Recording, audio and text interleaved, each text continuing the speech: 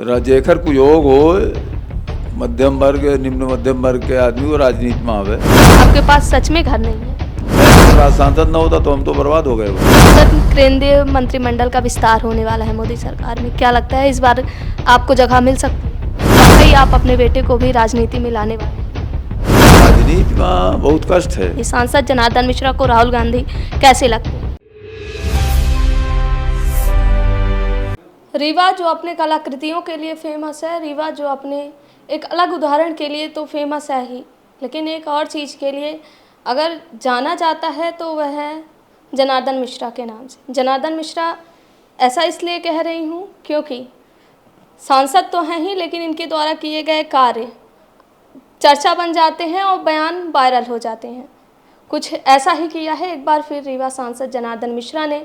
वो बैठक ले रहे थे और अधिकारियों को सीधे तौर पर कहा कि आपको काम करना पड़ेगा। एक और जहां देखा जाता है कि जननेताओं को, जनप्रतिनिधियों के इंतज़ार लंबे समय से करना पड़ता है एक छोटे काम के लिए, लेकिन रीवा सांसद जनार्दन मिश्रा की खासियत कहें या फिर उनका बड़प्पन कहें कि आज भी लोग आते हैं और इंतज़ार नहीं करना पड़ता। देखते होंगे आप कि चिट देना पड़ता है और एक लंबी लाइन लगने के बाद आपको नेताओं से मिलना पड़ता है, लेकिन रीवा सांसद जनार्दन मिश्रा के मामले में ऐसा कुछ ही नहीं।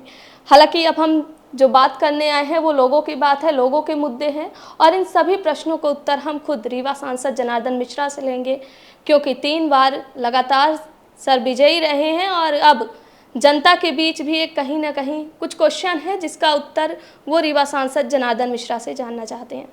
सर, नेशन टीवी में जुड़ने के लिए बहुत बहुत स्वागत है। सर, आज रीवा के लोगों की सबसे बड़ी समस्या ये है कि सीवर लाइन के नाम पे सड़कें खोद दी जाती हैं।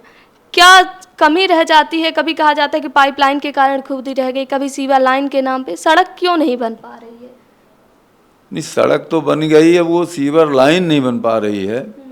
सीवर लाइन के ठेकेदार की लापरवाही की वजह से कुछ समस्याएं आ रही हैं, लेकिन काम भी बहुत जटिल है और बड़ा काम है, और इसलिए कहीं कहीं दिक्कतें आ जाती हैं और फिर से उसको खोद के ठीक करना पड़ता है। तो कुछ समस्याएं तो हैं, लेकिन सीवर लाइन की मांग 25-30 वर्षों से लगातार चलती रही है, और ये एक अकल्पनीय था। लोगों को ये था कि नहीं, सीवर लाइन तो रीवा में बन ही नहीं सकती। उसको हमारे मोदी जी ने आते ही जो राशि यहाँ रीवा के लिए दी और जिस तरह का काम हुआ वो पूर्णता की ओर है, लेकिन अभी भी कहीं न कहीं कुछ दिक्कतें हैं। उन्हें दूर करने के लिए निश्चित रूप से सड़कों की खुदाई करनी पड़ती है और उससे लोगों को असुविधा होती है। पर ये आने वाले 1 साल 2 साल के अंदर जब ये लाइन का काम पूरी तरह से ठीक हो जाएगा, तब भी कहीं न कहीं वो डैम खराबी जब आएगी तो खोदना तो पड़ेगा ही। सर, क्या लगता है कि जैसे सीवर लाइन के नाम पे पाइपें खोदी जाती हैं, फिर पाइप लाइन के नाम पे खोदी जाती हैं सड़कें, क्या लगता है कि एक साथ वो काम नहीं हो सकते? नहीं, अब तो ये तय हो गया है। मोदी जी ने ये एक स्कीम बनाई है कि 7-8 जो विभाग हैं उन सबको एकीकृत कर दिया गया है, और ये पता चलेगा कि यहाँ पर किन किन चीज़ों की ज़रूरत है, कहाँ कहाँ क्या आवश्यकता है, और एक साथ कौन से काम किए जा सकते हैं। वो सब चीज़ें जो आपने प्रश्न किया है उस पर ध्यान है केंद्र सरकार का, उस ओर काम हो रहा है। सर, आज आप रीवा को किस रूप में देखते हैं, विकसित रूप में या फिर अभी भी कुछ कमी है? अभी बहुत सारी संभावनाओं वाला, अब तो रीवा में संभावनाओं का एक शहर बन गया है, और अभी तो प्रारंभिक है, शुरुआत है। विकास की उड़ान अभी तो एक पंख जमे हैं समझिए, बाकी तो उड़ना बाकी है, और कि विकास एक निरंतर चलने वाली प्रक्रिया है। अच्छा सर, हाल ही में आपने अभी बैठक ले रहे थे, बैठक में आपने अधिकारियों को निर्देश दिए कि काम तो करना ही पड़ेगा। क्या लगता है कि अधिकारी कहाँ पे चूक कर रहे हैं? अधिकारी ठेकेदार पर बहुत डिपेंड हो गए हैं और ठेकेदार मक्कारी करते हैं। ठेकेदार जो पैसा बैंक से वो लोन लेते हैं अपने दूसरे काम में लगा देते हैं, इसलिए ये काम सफ़र करता है। इस तरह से मैं तो सबसे पहला दोस्त तो ठेकेदारों को मानता हूँ। दूसरा जो स्थानीय अधिकारी हैं उनकी भी लापरवाही थोड़ी होती है, ठेकेदार से दबे रहते हैं, क्योंकि ये ठेकेदार बड़े अधिकारियों से, दिल्ली भोपाल वाले अधिकारियों को, जबलपुर के अधिकारियों को ये सब पटा के रखते हैं। इसलिए ये ऊपरी तंत्र जो है, ऊपर के अधिकारी, भोपाल में बैठने वाले अधिकारी, बिजली विभाग के जबलपुर में बैठने वाला अधिकारी, ये सारे लोग ठेकेदारों के प्रभाव में हैं। और इस वजह से जो स्थानीय अधिकारी हैं वो उतना दबाव ठेकेदार पर नहीं दबा पाते, और ठेकेदार लूट बिल्कुल सारी योजनाओं को पी रहे हैं सब। अच्छा सर, हाल ही में रीवा के नए कलेक्टर नरेंद्र कुमार सूर्यवंशी जी आए, उनका काफ़ी विरोध देखना पड़ रहा है। क्या लगता है कि वो विरोध क्यों हो रहा है? क्योंकि आप भी कह रहे हैं कि जो अधिकारी हैं वो ठेकेदार के ऊपर डिपेंड है, दूसरी ओर कलेक्टर अधिकारियों को आदेश दे रहे हैं, अब उनका खुद विरोध हो रहा है। नहीं, वो गलत है काम। वो कलेक्टर काम करना चाहते हैं, काम करवाना चाहते हैं, रिजल्ट देना चाहते हैं, और रिजल्ट तो देना पड़ेगा, काम तो करना पड़ेगा। चाहे वो ऊपर के अधिकारी दबाव करें, चाहे ठेकेदार का प्रभाव हो, चाहे जो भी हो, लेकिन काम तो करना पड़ेगा, रिजल्ट देना पड़ेगा। अच्छा सर, रीवा में अभी आपने देखा कि कुछ दिनों पहले एक मामला सामने आया था जिसमें किसान आरोप लगा रहे थे कि हमारी सुनवाई नहीं होती, फसल को नुकसान हो रहा। किसानों के लिए क्या कहेंगे? क्योंकि किसान की एक बड़ी समस्या रहती है कि जैसे फसल बीमा जो होते हैं उनका लाभ नहीं मिल पा रहा है। क्या कारण होता है कि फसल बीमा की जो क्राइटेरिया है, और जो लोग फसल बीमा करा रहे हैं उनको तो फसल बीमा मिल रहा है। अभी रीवा ज़िले में पिछले वर्ष ही करोड़ों रुपए बटा, वो एग्जैक्ट हमको आंकड़ा भी तत्काल नहीं याद आ रहा है, लेकिन कई करोड़, मेरे को लगता है 70-80 करोड़ रुपए फसल बीमा का पिछले साल वितरण हुआ है। और वो तो किसान पर है, जो किसान फसल बीमा करवाता है उसकी फसल का जब नुकसान होता है, उस क्राइटेरिया में आता है, तो उसको फसल बीमा तो मिल रहा है। सर, संसद सत्र में आप हमेशा रीवा के मुद्दों को उठाते हैं। एक बार फिर शुरू होने वाला है संसद सत्र, इस बार क्या मुद्दे होंगे आपके? अब एक तो RDSS जो बिजली विभाग का मामला है, इस पर बहुत लीपापोती किया है, और जो ठेकेदार है, और मैं समझता हूँ कि जबलपुर का जो MD है, सब मिल करके इस पूरी योजना को ख़त्म कर रहे हैं। इसलिए इस योजना का अगर मौका मिला हमको बोलने का समय, क्योंकि 0 आवर में ये प्रश्न उठते हैं, और 0 आवर में लॉटरी सिस्टम लगता है, तो लॉटरी में अगर नंबर आ गया तो सबसे पहले तो मैं इसको RDSS योजना जो बिजली विभाग की है उसे उठाऊंगा। नल जल योजना है, इसे भी उठाने का प्रयास करूंगा। रीवा विपक्ष के नेता हैं राहुल गांधी, आप राहुल गांधी से मिले भी होंगे, आपको कैसे लगते हैं राहुल गांधी? सांसद जनार्दन मिश्रा को राहुल गांधी कैसे लगते हैं? वो अवचेतन अवस्था में रहते हैं। कैसे? मतलब आध्यात्मिक रूप से कहूँ तो वो ईश्वर की जैसे ध्यान मग्न रहता है आदमी, किसी वास्तविक संसार से हट करके कल्पना लोक में ईश्वर की आराधना में जिस तरह से महात्मा लोग लगे रहते हैं दूसरे ब्रह्मांड की खोज में, उसी तरह का उनका भी चित्त देश की वर्तमान समस्याओं पर, वहाँ पर आप उनसे आमने सामने मिलेंगी, बातचीत करेंगी, तो वो कभी टेंशन उनका नहीं रहता सामने वाले पर, वो कहीं खोए रहते हैं। मतलब रहते तो यहाँ है लेकिन ध्यान कहीं और रहता है। हाँ, वो खोए से रहते हैं। अच्छा जी हाँ। क्या लगता है कि जितना एग्रेसिव होते हैं, जितना दिखाते हैं, अंदर से उतना है नहीं? एग्रेसिवनेस तो है नहीं, गाली देना कोई एग्रेसिवनेस तो है नहीं।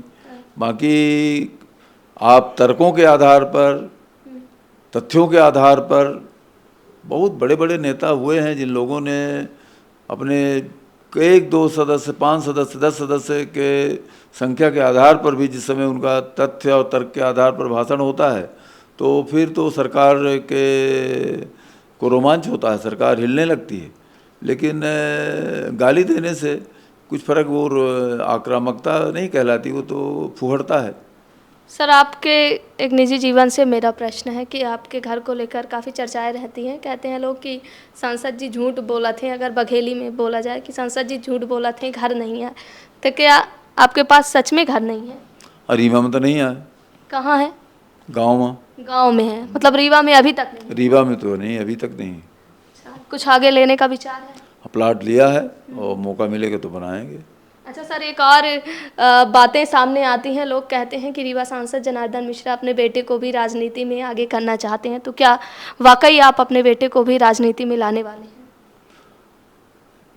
हैं? जेकर कुयोग हो, मध्यम वर्ग निम्न मध्यम वर्ग के आदमी वो राजनीति में आवे। क्यों, राजनीति में ऐसा क्या है? राजनीति में बहुत कष्ट है। ये तो फिर लगोटी लगा के भागे के जेकर क्षमता हो तो वो लगोटी लगा के भागे, तो कौनो बाप तो ये नहीं चाहे कि हमारा लड़का लगोटी लगाए भागे। तो हम कहे कि चाहब कि हमारा लड़का राजनीति में आवे। अच्छा सर, राजनीति में कहा जाता है कि बड़े बड़े कलेक्टर तक आते हैं राजनेता से मिलने, जैसे आप सांसद हैं आते हैं, तो फिर ऐसा क्यों कह रहे हैं कि लगोटी लगा के घूमना पड़ेगा? लोग कहते हैं, साथ ही देखा जाता है कि बड़े बड़े अधिकारी रहते हैं साथ में, फिर भी ऐसा? वो तो जब 1000 कार्यकर्ता 1000 आदमी प्रयास करता है, एक को सफलता मिलती है, तो जिसको सफलता मिल गई 5 साल के लिए उसके आगे पीछे प्रशासन जरूर घूमता है, लेकिन जब वो हार जाता है तो फिर तो खेल ख़त्म हो जाता है। और जो 999 जिनको जो चुने नहीं जा पाते या जो सफल नहीं हो पाते राजनीति में, जो उनका लक्ष्य होता है, तो वो तो घूमते रहते हैं, इसलिए वो तो बर्बाद हो जाते। कई लोग तो, मैं अगर सांसद ना होता तो हम तो बर्बाद हो गए होते। सर आप तो वकील थे ना, तो बर्बाद कैसे होते? आप तो वकालत भी कर सकते थे। वकालत करते थे केवल परिवार पालने के लिए, बाकी समय तो हमारा वकालत में कहाँ, राजनीति में ही अधिकतर समय लगता है। वकालत तो 24 घंटे समय मांगती, तो 24 घंटे में दे नहीं पाता था, इसलिए वकालत में भी उतनी हमको सफलता नहीं मिली। सर आपको क्या लगता है कि राजनीति आज सत्ता पाने का माध्यम है या फिर लोगों के विकास का माध्यम? क्योंकि कहा जाता है कि नेताजी अपना विकास करते हैं 5 साल, तो आपकी नज़रों में राजनीति क्या है? राजनीति है तो सेवा का माध्यम, न वो विकास का माध्यम है, न सत्ता का माध्यम है, वो सेवा का माध्यम है। और मैं समझता हूँ कि राजनीति में सेवा का माध्यम ही सर्वोत्तम रास्ता है, और उसी पर एक राजनेता को चलते रहना चाहिए। और उसके साथ ही साथ सेवा का माध्यम जब जुड़ेगा, सेवा के भाव जब आएंगे, तो उसमें सार्वजनिक कामों का भी विकास होगा, सार्वजनिक इंफ्रास्ट्रक्चर का विकास होगा, लोगों को रोजगार का विकास होगा, सीवर लाइन का निर्माण होगा, शुद्ध पानी की व्यवस्था होगी, और इस तरह से होगा। बाकी पैसा संग्रह, धन संग्रह अगर कोई करने के चक्कर में फंसेगा तो उसकी भी एक सीमा है, उस सीमा से आगे अगर कोई जाएगा तो फिर तो न्याय नहीं होगा। अपने, न तो वो अपने साथ करेगा न्याय करेगा, न समाज के साथ करेगा, न मतदाताओं के साथ करेगा, न अपनी पार्टी के साथ करेगा, और न देश के साथ न्याय करेगा। सर बीजेपी पार्टी को आप एक शब्दों में अगर कहा जाए तो क्या है बीजेपी पार्टी? भाजपा इस देश को दुनिया के शिखर देशों में बनाना चाहती है, और भारत का डंका दुनिया में बजे, इसके लिए बीजेपी कटिबद्ध है। शुरू से, अपने स्थापना काल से ही उसका ये प्रण रहा है, और धीरे धीरे उस संकल्प की पूर्ति होती दिख रही है। सर केंद्रीय मंत्रिमंडल का विस्तार होने वाला है मोदी सरकार में, क्या लगता है इस बार आपको जगह मिल सकती है? नहीं, हमको नहीं मिलेगी। क्यों, आशा भी नहीं है? नहीं, हम उम्मीदें नहीं, हमको कोई आशा ही नहीं है, ना हमने कोई इस तरह का मुगालता पाल रखा है, और न चाहिए ही। हमारा जो जितना हमको मिला हुआ उतने से हमको संतुष्टि है। क्यों, नेताओं की तो इच्छा रहती है कि हम मंत्री बने। वो रहती होगी, वो अपना जो योग्यतम लोग हैं तो वो बनेंगे।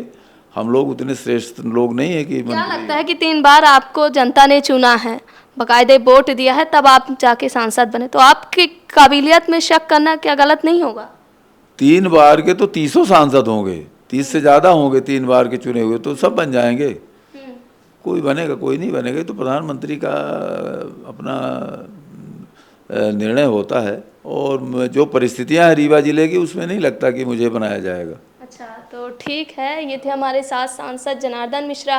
हालांकि आपको बता दें कि राजनीति में कब क्या उलट पलट हो जाए पता नहीं चलता। हाल ही में आपने देखा होगा कि रीवा से विधायक राजेंद्र शुक्ला, जो अब उप मुख्यमंत्री हैं, तो कहीं ना कहीं सांसद जनार्दन मिश्रा को भी अगर देखा जाए तो मंत्रिमंडल में रेस में पीछे नहीं कह सकते हम। हालांकि यह तो वक्त की बात है, और केंद्रीय नेतृत्व के मन की बात है कि क्या कुछ होता है। रीवा सांसद जनार्दन मिश्रा को सांसद रहेंगे या फिर मंत्रिमंडल में इनको जगह मिलेगी। वीडियो जर्नलिस्ट नीरज के साथ सोनाली दुबे की रिपोर्ट।